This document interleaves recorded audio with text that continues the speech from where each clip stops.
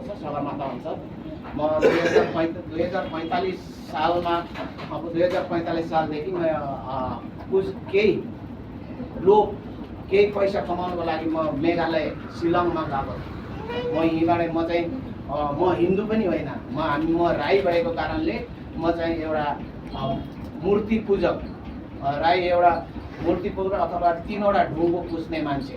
राईहरूको 3वटा ढुङ्गो राखेको हुन्छ, उँधौली उँभौलीमा वैशाखे पूर्णे अनि मङ्सिरे पूर्णेमा 2 दफा चाहिँ त्यो पूजा गर्ने म हो कि मूर्ति पूजक हो अथवा कुलदेवता मान्छे हो। अनि त्यस्तै भएको कारण अनि म मेघालय भन्ने ठाउँमा गएँ। मेघालय ठाउँमा भनेपछि त्यहाँ के पाइन्छ भन्दा कोइला काट्न पाइन्छ, कोइला धेरै पैसा कमाउनु। त्यहाँ गएको थिएँ म। त्यहाँ जाँदाखेरि रहँदै बस्दै गयो। अनि त्यो मेघालयमा धेरै चर्चहरू छ, ठुल्ठुलो घन्टीहरू झुन्डाएको छ, घन्टङ सन्डेको दिनतिर यता घन्टङ गर्छौ।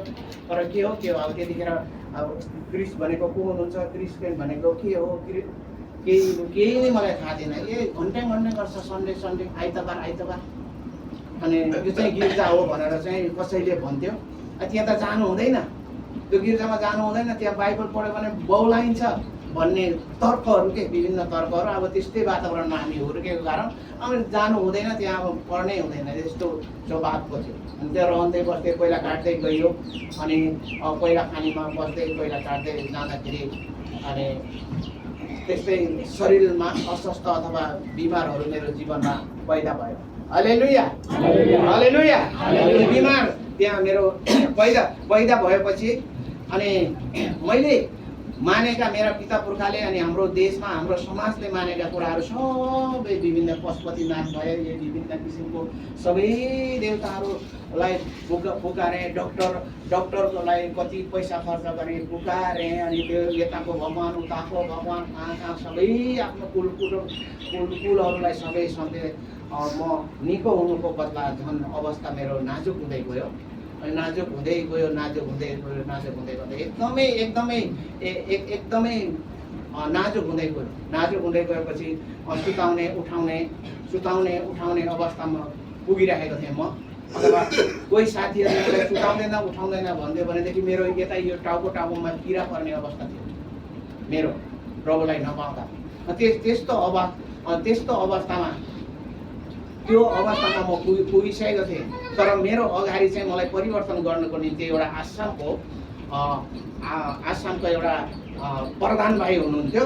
अनि त्यो प्रधान भाइलाई चाहिँ क्रिस्चियनहरूले चङ्गाई गरेको मेरो खुदै आँखाले मैले देखेको थिएँ। म अलिकति सरदार मान्छे हो, मान्छे धेरै लगाउने अनि केममा रहेको थियो। तर त्यो क्रिस्चियन मान्छे चाहिँ यति हात थिएन, अपाङ्ग हुनुहुन्थ्यो, पश्चिमतिरको नेपाली हो। अनि उहाँले कोइला बोक्नुहुन्थ्यो। त्यो एउटा हात यति थिएन, यसले बेल्चा यसरी उघाउने अनि यो ठुटा हातले यसो गरेर लोड गरेर चाहिँ उसले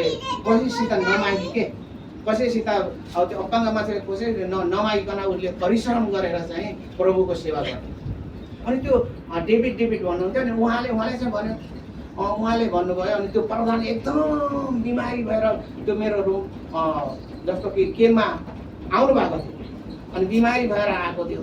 अनि त्यो भाइले सोध्यो, कता हिँड्नु हो भाइ? आज मेरो लास्ट निर्णय हो, म मर्नु हिँडेको।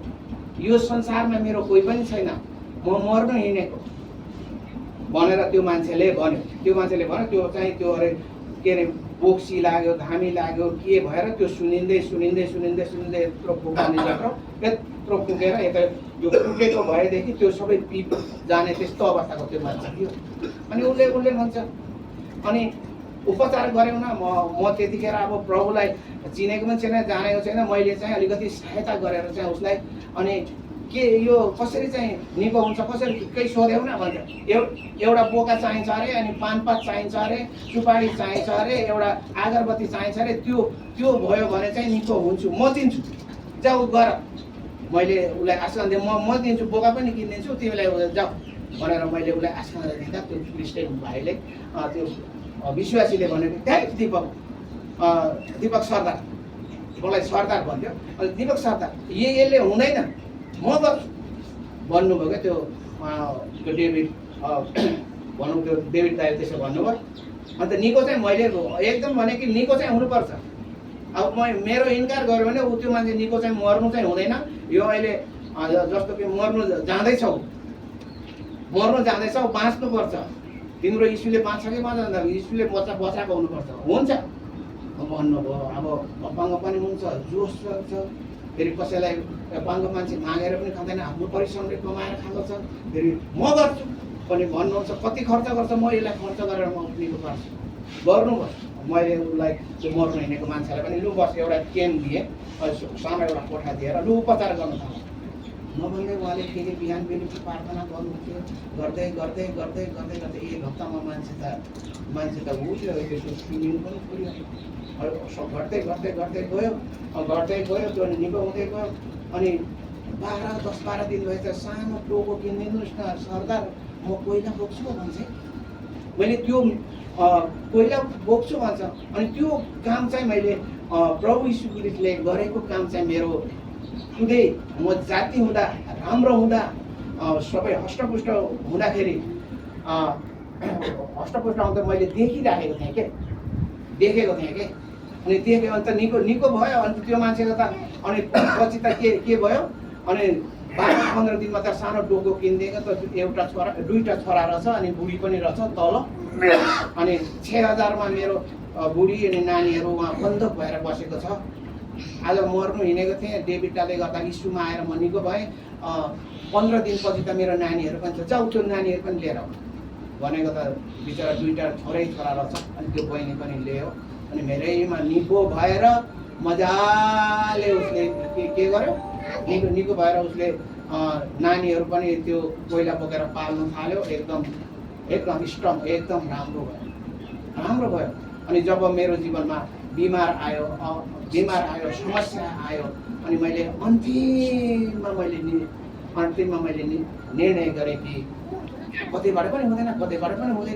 आज त्यो आसामको प्रधान भाइलाई मलाई बचाउने साँचो प्रभु हुनुहुन्छ भनेदेखि मलाई पनि बचाउनुहोस्। मैले अन्तिम निर्णय एकदमै अन्तिम, मेरो त्यहाँ कुनै पनि मेरो उपाय त्यहाँ नलागेको। कोही संसारको देवी देवता धामी झाँक्री हो कि धामी झाँक्री भयो अथवा डक्टर भयो, सबै भएन। नभएपछि मैले अन्तिममा मरे पनि बच्छु, बाँचे बच्छु। अनि मैले त्यतिखेर कोही पनि थिएन त्यहाँ, मेरो साथीहरू सबै अन्य दाजुभाइ दिदीबहिनीहरू हुनुहुन्थ्यो। अनि दाजुभाइ दिदीबहिनी हुनुहुन्थ्यो। छोड्नु मैले चाबी पनि छोडेको थियो। अनि अन्तिम निर्णय गरेर अनि त्यो प्रधानलाई बचाउने यीशुको नाम पनि मलाई थाहा थिएन। यीशु हो न के हो। अन्त यीशु म मरे पनि बाँचे पनि म तपाईँमा जिउन चाहन्छु, म तपाईँलाई विश्वास गर्न चाहन्छु मैले भनेर आफै मेरो हृदयदेखि दह्रो विश्वास गरेँ। अनि दह्रो विश्वास गरेँ त भोलि पर्सि हप्ता दिनमा त यसो उठेर टाउको उठाएर बस्ने भएँ। अनि त्यहाँबाट हप्ता 12 दिनबाट त अलिक टक्रा भएँ स्कुलमा। अनि त्यसपछि अनि त्यो डेभिडलाई पहिला सुसमाचार भने डेभिडलाई अनि हाम्रो यो मिका भन्ने पास्टरले यहाँ हेरिरहेको छ सधैँ, कहिले नेपाल कहिले गर्छ। अनि उहाँलाई कन्ट्याक्ट गरेर अनि पछि अनि बाइबल पढायो। अनि मलाई बिस्तारो अनि चर्चमा मलाई बोकाउनु गयो। अनि त्यसरी गरेर विश्वास पाएको। त्यसै कारण